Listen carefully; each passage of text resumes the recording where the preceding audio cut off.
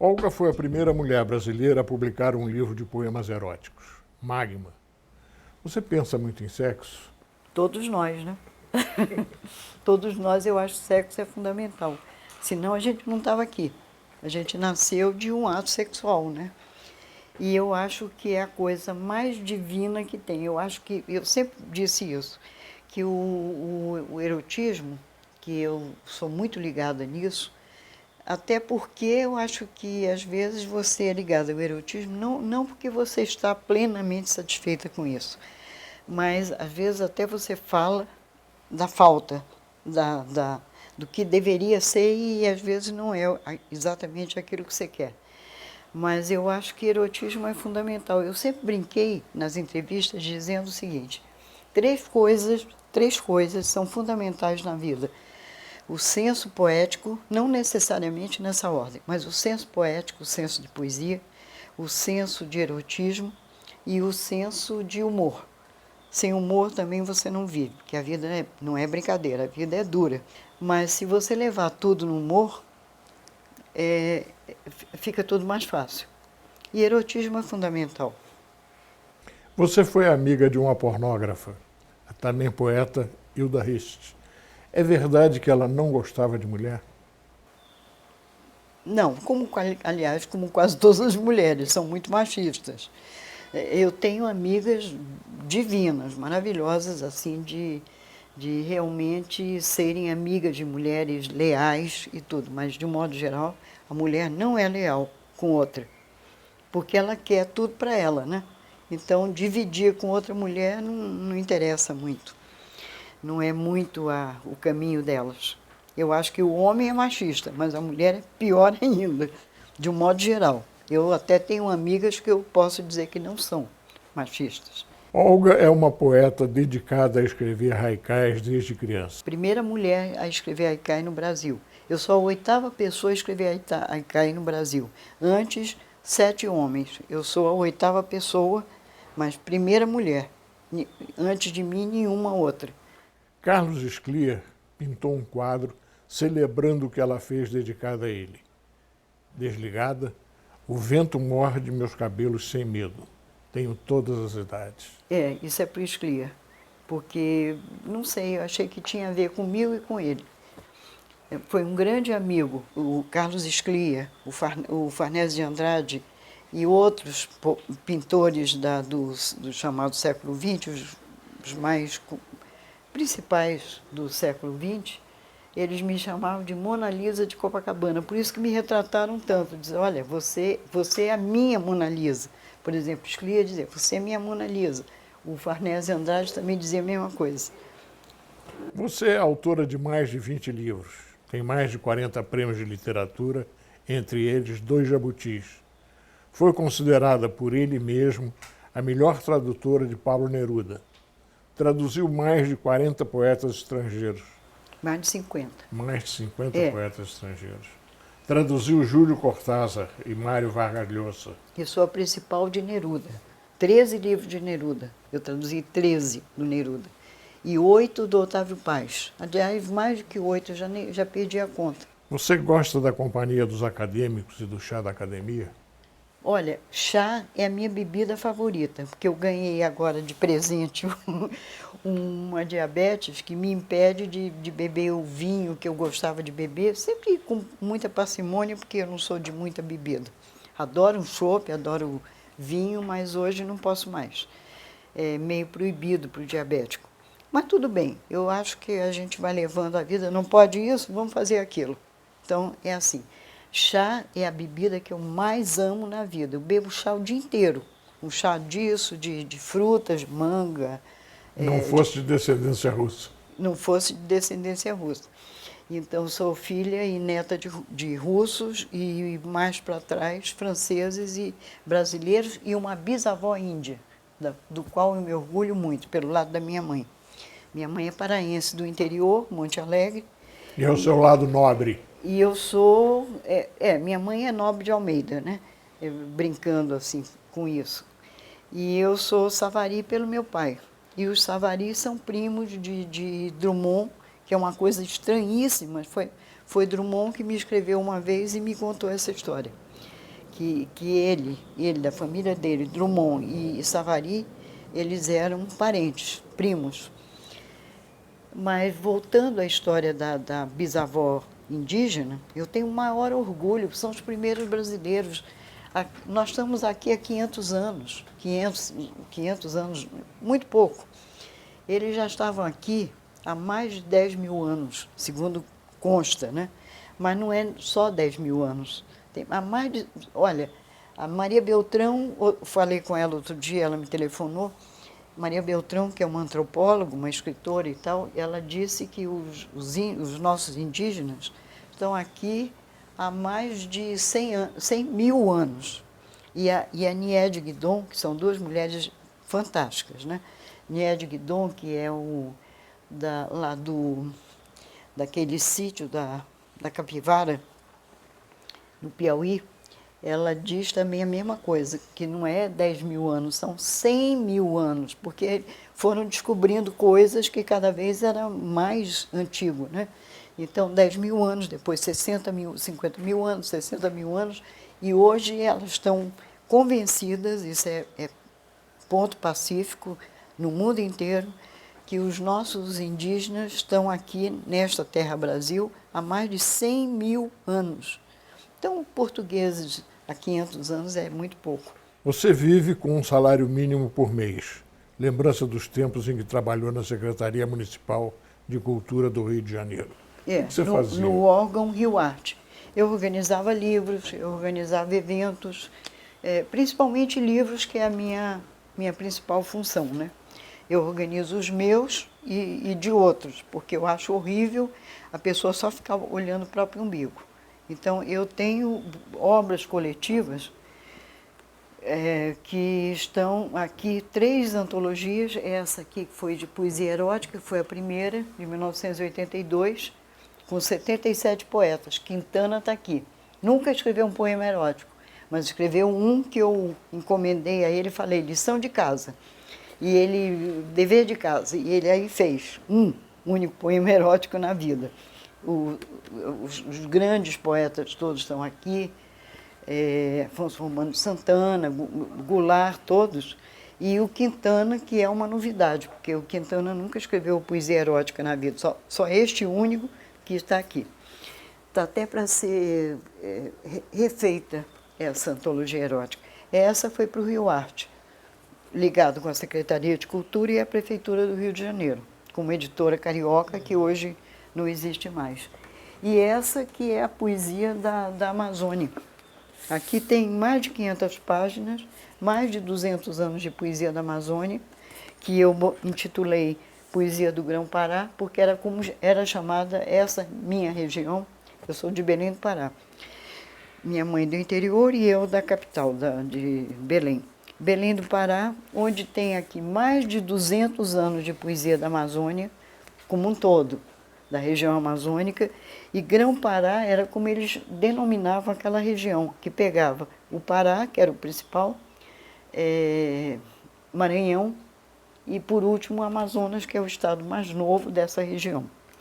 Então é poesia da Amazônia, com mais de 500 páginas.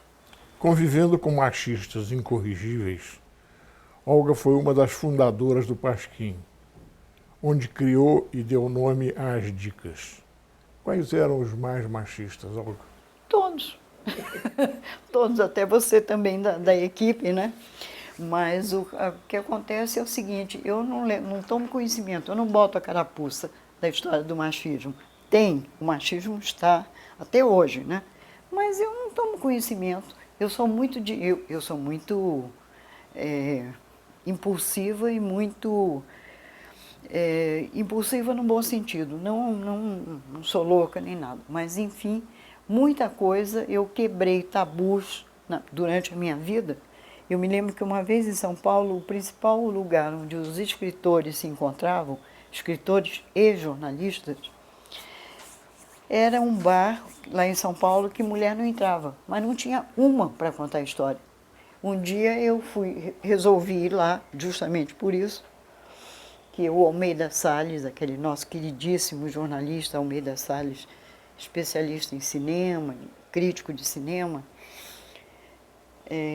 O Luiz Almeida Salles, era, na época, o presidente dessa entidade lá, que mulher não entrava. E um dia eu fui lá e disse, eu quero entrar. E as pessoas do restaurante, do bar, disseram, mulher não entra. Eu digo, quem disse que mulher não entra? Meti o pé na porta e entrei. E foi um escândalo na época, porque imagina, aquilo não era lugar para mulher. Mesma coisa a casa do Plínio Doyle, se lembra? O Sabadoyle? Lembro. Então eu sou a primeira mulher a ter frequentado o Sabadoyle, que eu fui lá sozinha, não fui acompanhada de um homem. A Raquel de Queiroz foi das primeiras, mas ela foi acompanhada de eu não me lembro que escritor na época. Mas o próprio Plínio Doyle dizia, olha, você foi a primeira mulher a ter coragem de meter o pé na porta e entrar aqui.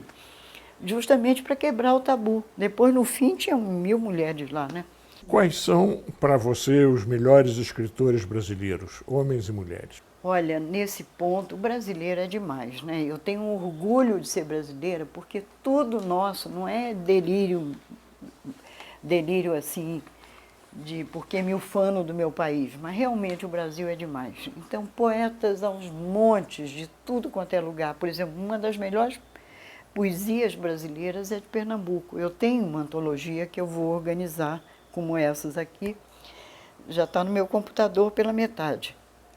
Porque quem me convidou para fazer essa antologia, que eu já venho fazendo há 50 anos, não é coisa de ontem, não. Eu sempre pesquisei a poesia da minha terra, do Belém do Pará, da Amazônia como um todo, e de Pernambuco. Então tem muitos poetas bons lá, como tem no Rio de Janeiro, como tem em São Paulo, como tem em Minas.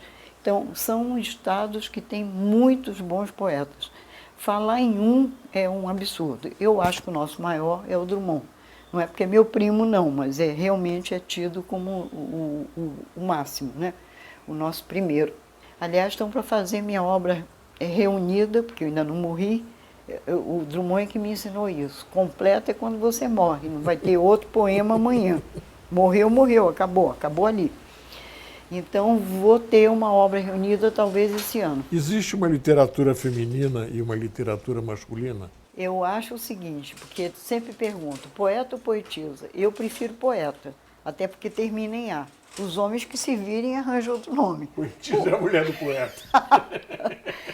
Não, porque poetisa era muito aquelas mulheres que declamavam, ou então que não eram tão boas de texto e tal, e eram chamadas de poetisa, que também acho bonito e tal, não tenho nada contra, mas eu prefiro poeta. Aliás, até porque o nosso grande crítico, Benedito Nunes, que foi meu professor de filosofia, ele era filósofo e professor de filosofia. Foi meu professor quando eu tinha 17 anos. Foi meu primeiro prêmio literário dado por ele. Por ele e mais 2, né? O meu professor de português, na época, era uma grande figura lá em Belém do Pará. E no Colégio Moderno, que era o colégio mais, digamos, menos tradicional, mas mais moderno, até pelo nome. E o Benedito Nunes, já naquela época, em 1951, ele dizia que mulher boa de poesia não é poetisa, é poeta. Ele já dizia isso em 1950, 51. Então, eu estou com ele, eu prefiro poeta. Os machistas de plantão sempre dizem que poesia, sem nada mais para dizer, poesia é dos homens. E a outra é a poesia feminina. Eu acho de um ridículo atroz. Até porque muitas mulheres são melhores poetas do que muitos homens que escrevem poesia. E outra coisa, muitas mulheres escrevem com muito vigor, que eu acho que é o meu caso, todo mundo diz isso, a crítica e a imprensa, e com muito vigor, e há homens que escrevem muito delicadamente, não necessariamente nada a ver com sexo sexual, mas nada a ver dizer que é poesia de gay ou qualquer coisa, que eu não tenho preconceito de espécie alguma. Cada um faz a sua poesia do jeito que pode e que quer, né?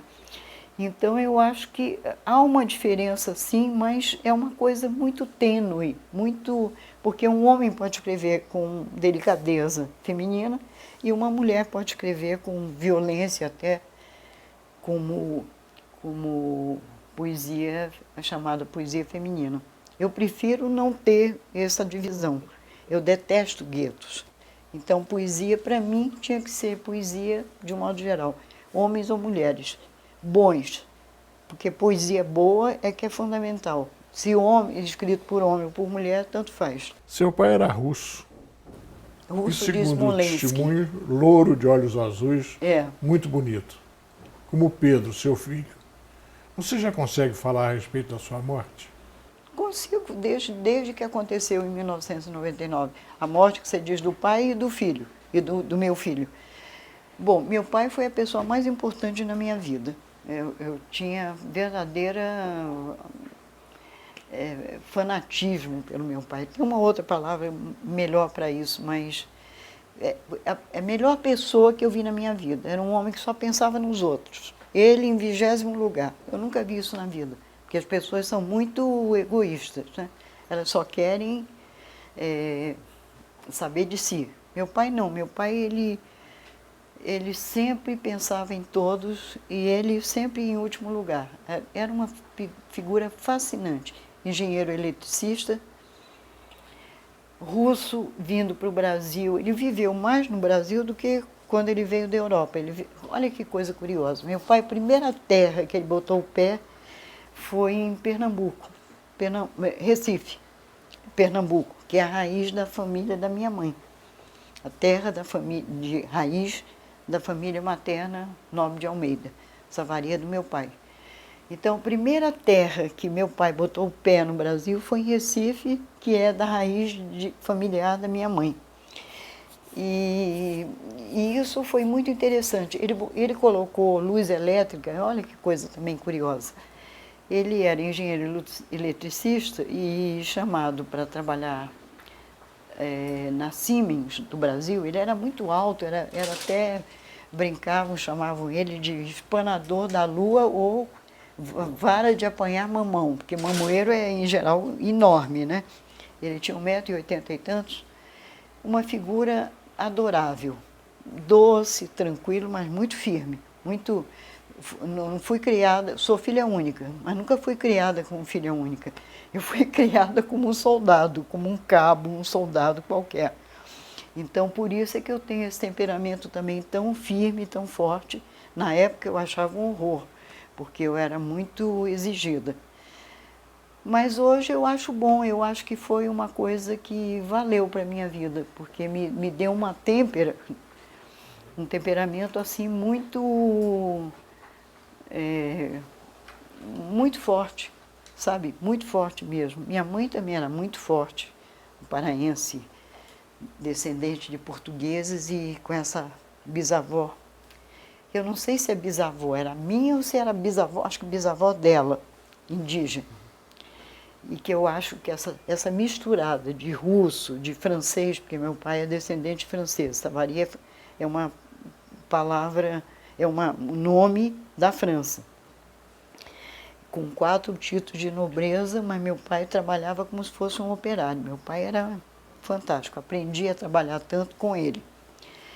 Meu pai era um que trabalhava a semana inteira, assim, sem hora para voltar para casa, voltava às vezes depois, 9 da noite, e sábado e domingo estava trabalhando igual, fazendo os projetos e tal. E ele instalou luz elétrica em muitas cidades do Norte e Nordeste. Foi aí que ele conheceu minha mãe, em Monte Alegre. Ele foi instalar luz elétrica em Monte Alegre, que não tinha. Ele instalou e aí se apaixonou pela minha mãe, que era Miss Monte Alegre, que era uma mulher muito bonita e tudo. E eu sou mais parecida com meu pai. Mas tenho dela também muito.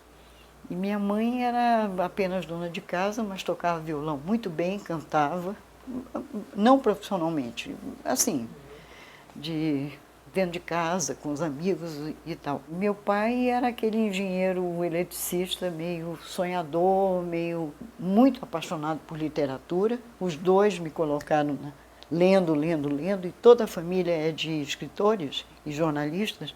Eu não podia dar em outra coisa, só tinha que dar mesmo profissionalmente escritora e jornalista. Seu primo Drummond era apaixonado por você E essa paixão não era platônica, como ele mesmo confessou. Como é que vocês se davam? É verdade. Sabe aquela velha história de primos? O primo que fica meio arrastando a asa para a prima? É um pouco isso.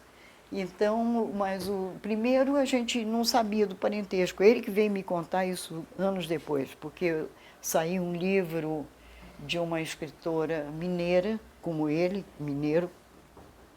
Ele mineiro de Itabira e essa até parente nossa, minha e dele. Maria Rita de Lima Lustosa, filha do poeta Augusto de Lima e ela também escritora. E nesse livro ela conta os 4 títulos de nobreza do Savary, Savary com Drummond, porque ela também era parente do Drummond. E foi aí que foi descoberta essa coisa, essa historinha toda. E o Drummond era aquela pessoa que, sei lá, se encantou comigo por causa de poesia com poesia, né? A dele já consagrada e tudo. Eu tinha, na época, 19 anos, ele tinha 53. Era uma diferença, assim, de idade. E a gente, era muito engraçado, olha que coisa curiosa. Eu fui uma vez com um caderninho, aquela velha história do caderninho manuscrito, com a capa preta e tal, levando para o Drummond no Ministério de Educação e Cultura, na época, Educação e Cultura. Era onde ele participava dos cadernos de cultura? Onde ele era funcionário brilhante, disse que nunca faltou um dia. Era um funcionário exemplar, convidado pelo Gustavo Capanema, e o Drummond foi trabalhar lá e então ele recebeu aquela menina de 18, 19 anos, que ia mostrar os poemas para ele dizer o que achava. E a gente ia, depois do expediente dele, que acabava acho que às 6 horas da tarde, nós íamos tomar chá num bar que tinha em frente ao hoje Palácio de Cultura, né? Ali, que é o antigo Ministério da Educação e Cultura. E aí a gente sentava, tomava chá e era estranhíssimo, porque eu falava e ele mudo, só me olhando. E eu ficava muito sem graça, porque eu digo, gente, o homem não responde, não fala o que é que acontece. Ficava meia hora em silêncio, só curtindo, né? E, engraçado, eu nunca tive atração pelo Drummond, como não aconteceu nada entre nós. Quer dizer, não aconteceu nada e aconteceu tudo. Porque o Drummond, embora eu nunca tivesse namorado o Drummond nem nada, Drummond era casado. Eu sempre fui uma pessoa muito correta com essas coisas. Eu digo, não, ele é casado com a Dolores e eu adorava a Dolores também. E eu digo, nada a ver, não tem nada a ver isso. Mas, ao mesmo tempo, foi o homem que mais mexeu comigo. Quando eu vi o Drummond na rua e ele me via, ele ficava timidíssimo, ele me olhava e olhava para o chão, me olhava e olhava para o chão. E eu me encostava na parede para não cair, porque minha perna fazia assim, minha perna tremia de emoção, mas uma emoção muito estranha. Sabe que emoção eu tinha pelo Drummond? Eu me sentia meio que mãe dele, que isso naturalmente não interessava nem um pouco a ele. Ele tinha outras intenções, né? Mas a minha intenção com ele, embora não tivesse nada a ver, eu me sentia como meio que mãe dele, porque ele era uma pessoa muito frágil, ao mesmo tempo muito forte. Mas olha só a história da poesia masculina e tudo. Ele tem uma poesia fortíssima, né? Muito poderosa, muito vigorosa. No entanto, ele tinha uma delicadeza como pessoa, uma timidez, que era de você ficar...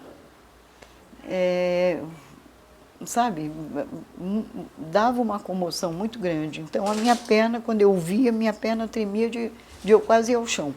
E o Bandeira, que também era mulherengo, ele alguma vez se manifestou? Não, comigo não. O Manuel Bandeira, eu conheci o Bandeira antes do Drummond. Então, era o meu poeta da adolescência, era o meu poeta preferido. Depois é que virou o Drummond, porque eu conheci o Drummond mais tarde. O Bandeira era um sujeito que eu fui assistir, eu fui aluna dele durante uns poucos meses, porque depois eu casei, logo fiquei esperando a filha, Flávia, né? Flávia Savary, que é escritora também. Flávia já está com 23 livros. Amo Flávia loucamente. Até brinco com ela, faço umas brincadeiras meio malucas e ela fica, que isso, que isso? Eu chamo ela às vezes de minha namorada. Ela diz, que negócio é esse? Porque eu amo a Flávia loucamente e amava também muito o Pedro. Pedro também era escritor e desenhista, como ela também. É escritora, desenhista, artista plástica, ela ilustra livros dela. Ela prefere que outros ilustrem, mas ela hoje está com, eu estou com 79 e ela está com 50, 50, vai fazer 57, tem 56. Ela e o marido, a mesma idade. Ele é músico, o marido, meu genro, Brás, ele é músico e produtor musical. E ela é escritora o tempo todo, né? Integral. Mas eu me dou maravilhosamente bem com ela, muito, muito bem. A gente se ama assim loucamente, mas eu tenho uma queixa dela. Ela só foi dizer que me amava quando ela fez uns 50 anos, 51. Eu digo, gente, pelo amor de Deus, levou 50 anos para dizer para mim que me amava. Não podia ter dito lá com 5 anos, 10 anos de idade. Mas a gente se dá muito bem. E o meu genro, porque às vezes com o genro você não se dá bem. Às vezes eu me dou melhor com ele do que com ela. Às vezes. Agora, sempre a gente se dá muito bem. Como é que o Jaguar, seu marido, reagia a um poeta apaixonado? A um poeta apaixonado, tinham ódio um do outro. Ele tinha ódio, ele adorava o Drummond, até que enquanto o Drummond era só o poeta. Quando ele viu que o Drummond estava arrastando a asa para mim, ele começou a ter raiva do Drummond. E o Drummond também, por sua vez, dava sabe, que tinha também admiração pelo Jaguar, Sérgio de Magalhães Gomes Jaguaribe, né, o meu único casamento, porque depois eu digo, não, já vi esse filme, chega, não quero mais. Então, namorei algumas pessoas e tal, mas para casar de novo, nem morta. Queriam, até meus amigos queriam, quando João Cabral ficou viúvo, queriam que eu casasse com João Cabral. Eu digo, não, não quero mais casamento de jeito nenhum, com ninguém, nem com Deus, chega. E o outro também, quando morreu a esposa do Antônio Weiss, que era meu grande amigo, você até perguntou, e eu também disse, não, pelo amor de Deus, adoro o Weiss, mas para casamento não quero com ninguém. Engraçado, uma coisa curiosa, eu só me via casada com o Jaguar, eu não podia casar com outra pessoa. Eu acho que eu não ia ter paciência. Eu tive uma paciência de Jó com ele, porque ele era uma pessoa maravilhosa, mas bebia um pouco demais da conta e outras coisas mais que não vem ao caso comentar. Não era muito bom pai, não dava a mínima para os filhos, porque tinha ciúme dos filhos. Ele não só tinha ciúme de mim com o trabalho, quando entrou o trabalho no meio, eu digo, aí não dá. Ele tinha ciúme dos filhos, do filho, da filha, do meu trabalho, dos meus amigos. Não podia vir uma amiga minha aqui em casa que ele meio que sutilmente hostilizava. Então é impossível, né? É impossível, não dá. Quando o marido tem ciúme do seu trabalho, que é a sua essência, o que você vai fazer com isso? Mas quando você se separou aos 46 anos, um jovem, muito jovem jogador de futebol de 22 anos, declarou-se apaixonado e quis casar.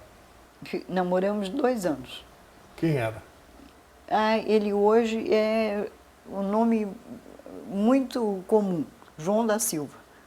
João Antônio da Silva, um jogador de futebol do juvenil. Eu tinha 46 anos, ele tinha 22. E eu, que nunca fui interessada em gente mais jovem que eu não tenho preconceito nenhum, mas nunca pensei nisso. Eu fui a primeira mulher no Rio de Janeiro a namorar uma pessoa bem mais jovem. Depois todo mundo, né? Todo mundo fez isso e tal. Então foi um pioneirismo meu também na época, porque eu namorei ele esteve até o ano passado aqui. Todo ano ele vem ao Brasil. Ele hoje tem um conjunto de música brasileira na Austrália. E outro dia me disse que continua apaixonado. Eu digo, pelo amor de Deus. Até uma coisa curiosíssima. Como ele foi para a Austrália e está instalado lá até segunda ordem, que ele pretende voltar para o Brasil, Mas nada a ver, eu não quero mais. Você, evidentemente, não é refém de homens, mas eles não fazem falta? Faziam, há 20 anos atrás. Hoje não. Hoje eu me resolvo sozinha e, claro, que se aparecesse um...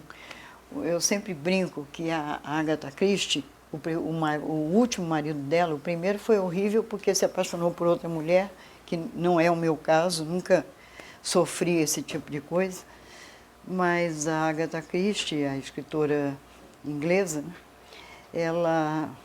ela se casou por último com, como é que chama aquele arqueólogo? Então ela dizia, pronto, é o meu marido ideal, ele só gosta de velharia. Então, se eu arranjasse um arqueólogo, sabe, pessoas que me encantam profundamente, gente da física.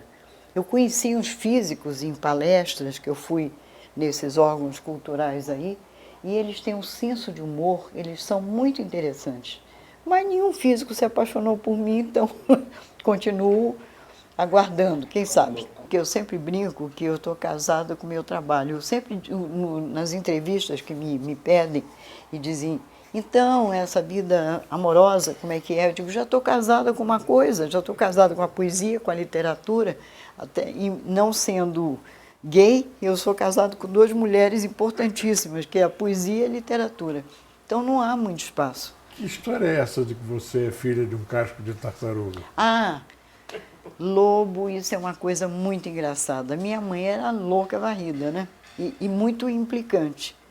Então um dia minha mãe disse assim, sabe o que mais? Você nem é minha filha. Você é filha de um casco de tartaruga e, além de tudo, cheio de formiga, ali num canto que eu encontrei você ali no casco de tartaruga.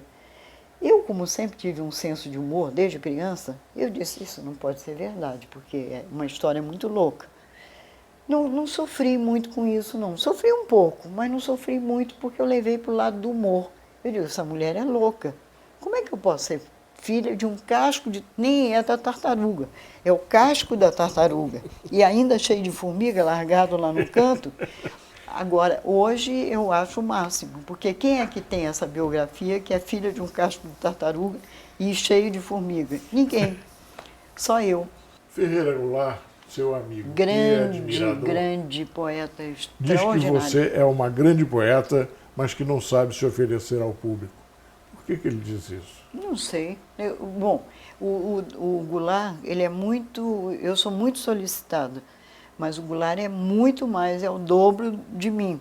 Porque eu sempre me escondo. Por exemplo, tem 12 anos que eu quase não saio de casa. Eu só ando aqui em volta do meu quarteirão para fazer compras, supermercado, porque tudo sou eu que faço. E ultimamente ando me escondendo, ando sem paciência com a maluquice das pessoas, porque as pessoas estão muito loucas.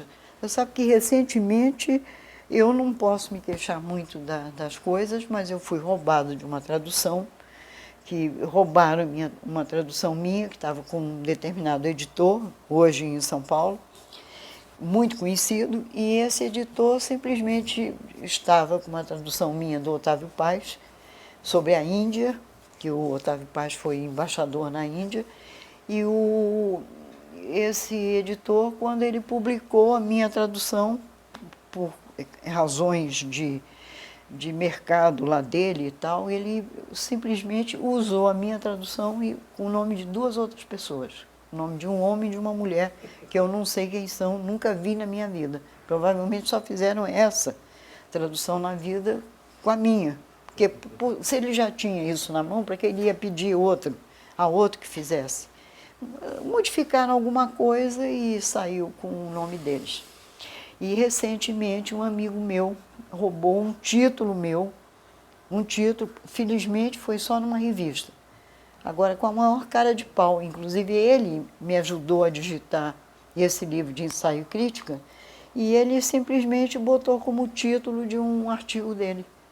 Eu achei assim de uma falta de caráter total, acho uma coisa abominável. Então, essas coisas acontecem. Lobo, eu nunca acreditei nessas coisas. Eu sempre achei que isso não era verdadeiro, que cada um cria o seu próprio texto, o seu próprio... Tudo seu, né? Daquela pessoa. Porque, de repente, roubar do outro? é muita falta de criatividade, é muita falta de caráter, eu acho. Aos 80 anos, o que você espera da vida? Aos 80 que ainda não fiz, Sim. vou fazer daqui a um mês. O que eu espero da vida é continuar fazendo meus projetos, que eu tenho vários. Eu tenho 10 livros na gaveta, eu tenho 20 publicados e 12 na gaveta me esperando, de tudo. Até uma coisa que eu disse que eu nunca ia fazer na vida, um romance. Eu tenho um romance escrito há mais de 20 anos, há uns 25 anos atrás. Mas como eu sou muito rigorosa, aquela coisa que você falou no início, é muito rigorosa, muito perfeccionista, isso dá problemas, você sabia? Físicos. Eu tenho, por exemplo, eu sou uma pessoa que tenho dor em todas as, como eu brinco, nas dobradiças. Nas dobradiças, lombar, joelho, pé, tudo. Já tive desde cedo, com 30 anos eu tive um problema reumático no ombro, que isso já vem de longa data, herdei do meu pai. Isso você só tem quando você é excessivamente preocupado com o seu trabalho. Você é perfeccionista, vem tudo para juntas. Então é um preço que eu pago, é um preço. Mas, em suma, mas não posso me queixar da vida. Eu acho que eu tive mais do que eu mereço até. Embora, se eu não me sabotasse tanto em certas coisas, eu acho que eu poderia estar muito mais longe do que aonde eu estou. Eu estou num ponto que muita gente nem sonha em chegar. Você acredita que eu já tenho, dos coletivos, mais de 1000 livros? Eu já perdi a conta, eu parei de contar. 1000 e não sei quantos, sei lá, 1100, 1150, 1200 livros. Já passei de 1000. Eu só faço trabalhar, faço outra coisa. Sou apaixonadíssima pelo meu trabalho, estou casada com esse trabalho. Então, o que eu desejo, na realidade, eu não tenho mais vontade de viajar, aliás, não gosto de viajar. Nunca gostei muito. Mas fui a alguns lugares porque imposição do trabalho. Enfim, tem muita coisa que eu gostaria de fazer, mas não tenho grandes desejos. A maturidade é boa por isso. Você não tem tantos desejos, você não tem que ficar desejando como a gente quando tem 20 anos, quando tem 15, 20, 40 anos de idade. Eu não tenho muitos desejos hoje em dia, acho isso ótimo, acho isso uma grande conquista. Você, com a maturidade, não desejar 1000 coisas que às vezes você nem pode conseguir fazer todas, né? Vamos terminar a nossa conversa voltando para a academia. Agora a questão da academia, desde 1970, final de 70 e começo de 80, em 82 eu já tinha 5 livros publicados. O Antônio Weiss, o Jorge Amado, o Francisco de Assis Barbosa, todos acadêmicos. E vários outros amigos, fora os amigos fora da academia, Gilberto Freire, amigo e tal, e outros mais, viviam dizendo, vem para cá, vem para a academia, porque na época não tinha esse dinheiro, eram R$100 por mês que eles davam de jeton, ou por semana, era uma coisa muito pequena. Mas não era por isso que eu queria entrar, quis uma época, pensei em entrar, e cada vez fui pensando que eu tinha esse direito, porque eu tenho uma obra vastíssima, mas você sabe que na academia não é bem só isso que conta. Então, se eu tivesse aceito os pedidos do Weiss, Jorge Amado e outros, eu já estaria lá desde 1982. Mas não tinha nenhuma mulher lá dentro. Era muito difícil uma mulher. Eu acho que Raquel de Queiroz só entrou, se não me engano, na década de 80, mas lá pelo final da década de 80, que eu não me lembro exatamente o ano. Se não foi no final de 70, década de 70, eu já poderia estar lá. Agora, por que eu gostaria da academia? Primeiro, eu queria ter os tais 10 ou 12 livros publicados, sou muito exigente comigo. Segundo, como eu sou uma pessoa muito solitária, e a minha família é imensa do lado da minha mãe, a família do meu pai já morreram todos, porque meu pai era europeu e veio da Europa para cá, e aqui tinha uma família paterna muito pequena. Então, seria uma maneira de ter uma família e tomar um chazinho que eu amo de paixão. É a minha bebida preferida. Eu tomo na minha casa chá o tempo todo, o dia inteiro. De preferência chá em inglês, né? Que são os melhores. Ou indianos também, que são bons, ou japoneses. Eu adoro chá, adoro. Tem gente que não gosta, acha que é bebida de doente. Eu acho que é bebida da maior saúde. Eu adoro chá. Então seria isso, quer dizer, eu já poderia ter estado lá. Mas meus amigos foram morrendo também, o Amado, o Ais, essa turma toda foi morrendo. Uma vez eu encontrei, eu fiquei amiga do nosso amadíssimo teatrólogo Nelson Rodrigues. Eu fui assistir uns ensaios de uma peça dele e ele disse, menina, o que você está fazendo aqui no teatro? Você quer ser atriz? Eu disse, não. Quer ser o quê? Eu disse, se eu fosse alguma coisa ligada com teatro, eu adoraria ser diretora, produtora, diretora, mas não atriz. Pisar o palco nunca passou pela cabeça. Embora já tenha me apresentado várias vezes com a coisa da poesia. Aí ele disse, e o que mais você gosta, menina? 17 anos. O que mais você gosta, menina? Ah, eu gosto de música, eu gosto de literatura, eu sou escritora, sou tradutora, jornalista. Ah, é? E o que mais que você gosta? Eu gostava de tudo, ligado com arte. Ele disse, menina, com aquele jeito dele, com aquela boca assim meio caída e aquele jeito de falar muito, muito tranquilo, né? Ele disse, menina, coitado do homem com quem você casar, coitado do homem que se apaixonar por você, porque você gosta de tanta coisa de arte que não vai ter espaço para homem nenhum na sua vida.